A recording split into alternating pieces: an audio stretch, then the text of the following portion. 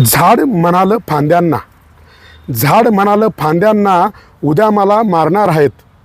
तुमच्या खांद्यावरती आता फुललेली फुलं सुकणार आहेत. मला मरणाचं दुःख नाही, दुःख येणाऱ्या नव्या पिढीचं आहे. सांगा ना त्यांना, कोण सांगेल आयुष्य तुमचे आता कमी होणार आहे. फांदी रडली, फुलाला बोलली, उद्या सुकशील, परवा मरशील, नुकसान माणसांचंच होणार आहे. संधी साधूंच्यासाठी स्मशान नाशिकचं होणार आहे. झाडं जगली तर माणूस जगणार आहे. एक झाड तयार व्हायला किती वर्ष लागतात? 10-10, 15-15 वर्षे, 20-20 वर्षे.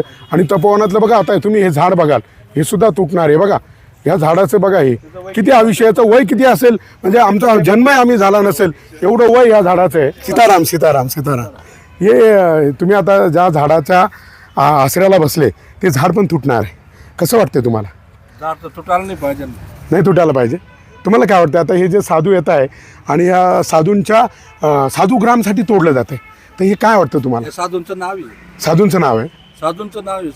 साधूची जी इच्छा नाही आहे तोडायला पाहिजे. बरोबर आहे. साधू आणि साधू जे तोडेल का असं झाड? उलट नाही झाड तोडणार. तपोवन, तप आणि वन, अहो, ते झाडाखाली बसतात. हा झाडाखाली बसतात. तप झाडाखाली करतात ते. बघा आता झाडाचं इथे तोडतात. साधू आणि बघा तेच झाडाच्याच आश्रयाला बसले. आणि हे झाड आहे ना, हे कितीतरी 100, 150, 200 किती वर्षाचं आहे आपण सांगू शकत नाही.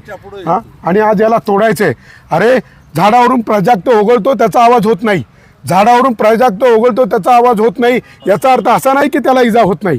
आपण म्हणतो ना, भगवंताने सगळी सृष्टी निर्माण केली, यातले झाड सगळं सगळं देवाने बनवलं. मग तुम्हाला ह्या झाडांमध्ये भगवंत का दिसत नाहीये? हा, का भगवंत दिसत नाही सांगा ना? हा हा, जीवन आहे, याच्यामध्ये पण जीव आहे ना, बघा ना. हा हा, बघा 100 जणांचं बलिदान देऊन पण नाशिकमध्ये एकही झाड तोडू देणार नाही. माणसं पेटून उठतील, मी फक्त निमित्त असेन. कुंभमेळ्यासाठी झाडे तोडणे दुर्दैव, खूप विरोध करावा लागेल.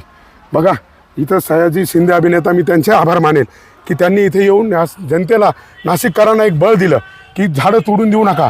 वृक्ष आहे तिथं ईश्वर आहे. ईश्वर आहे. ईश्वर आहे. आणि जर झाड आहे तिथं काय ते त्याच्याने पाणी वगैरे हे येत राहतं. आणि इथं झाडं हे ऑक्सिजन देतात ना हो, आपल्याला, हो, हो. ऑक्सिजन देतात. आणि जर ही झाडं तोडली तर आपण जगू का? सगळं मोकळं अजिबात होऊन नाही. जाईल. अरे ऑक्सिजन कोरोनामध्ये पाहिलं ना आपल्याला, कधी ऑक्सिजन मिळालं का? ऑक्सिजन शिवाय लोक तरफडून मरताना पाहिले. हो, सर. आपण तिथं ऑक्सिजन देऊ शकत नाही. आणि आता झाडं तोडायला निघालो कशासाठी? आणि ज्या साधूंसाठी आपण झाडं तोडायची म्हणतोय ते साधू सुद्धा नको म्हणताय रे. बघा आता ह्याच वडाच्या झाडाच्या आडोशाला हे साधू निवास, इथं आराम झालाय. आज यांचं घर आहे याचे, बरोबर. इथं आराम आहे याचे, इथंच देवपूजा आहे. सावली नसती तर आम्ही इथं बसलोच नसतो. सावली आहे म्हणून आम्ही झाडाच्या खाली बघा बसलोय. बघा इथे निवास आला. आणि भगवंत सुद्धा झाडांच्याच निवासाला येतोय.